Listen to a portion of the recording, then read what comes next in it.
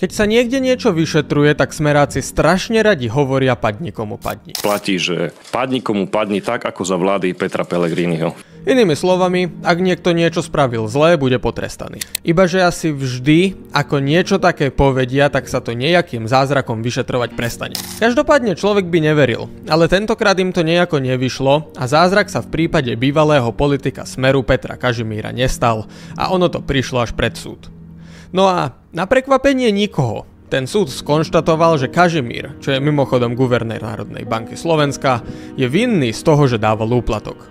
Áno, je to zatiaľ neprávoplatné a ja to plne rešpektujem. Zaujímavé však je, ako sa spadni komu padni stalo. A považujem sudcu Cisárika za zaujatého sudcu. A otázku mi môžete položiť, ale odpovede sa nedočkáte, dobre? v každej jednej normálnej krajine by z toho bol humbug na 10 ročie.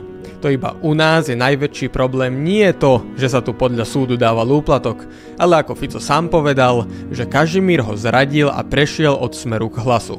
Lebo presne to je dôvod, prečo tu máme drahé potraviny. Nie preto, že by sa kradlo, ale preto, že niekto utiekol od Fica a odišiel do druhej strany, ktorá je vlastne aj tak stále o tom istom. A potom sa môžeme čudovať, že nám tu nemocnice padajú na hlavu a cesty vyzerajú, ako keby existovali pre traktor.